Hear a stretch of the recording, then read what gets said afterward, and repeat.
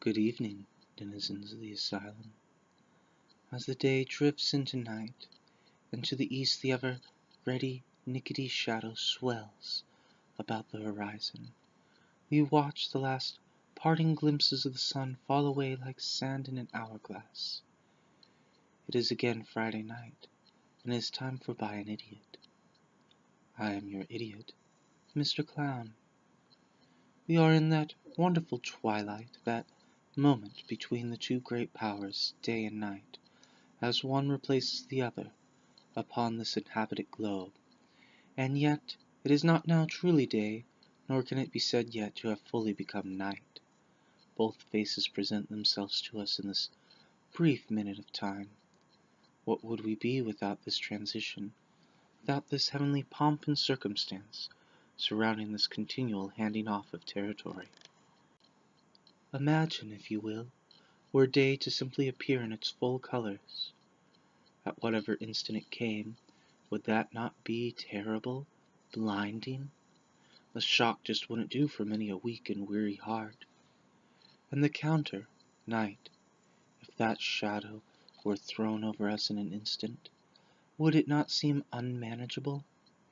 Without the gentle warnings of waning light, many a fastidious laborer would in the midst of his work find himself surrounded in the sudden depth of night, unable to complete what he had started. Such a thing wouldn't do.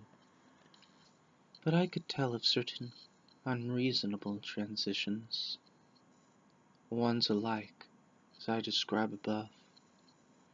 And so to the youth which I was, as like the heavens themselves were mad, I knew one subtle change between night and day, which is metaphor speaking of a person's light and darkness, the heavens relating to her authority over me. It was by chance an aunt of mine, ill-suited to tender care to children, to whose powers I was often subjected. It was she who first taught me to be a clown, for in her youth she had entertained, as such, her day, merry-making with jokes and dances to her public audiences, and to me at times. It was her talent to drive away sadness from any face, to bring out laughter from the most bitter hearts.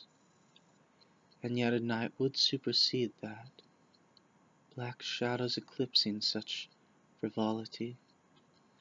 There is no warning twilight for me, laughing 1 minute, before wiping away tears of joy, my eyes swelled in terror and torment.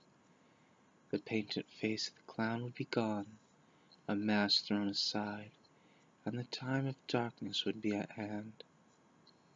Then just as precipitously, the hour would pass, and the bright white face of the clown would return, smiling until I smiled, joking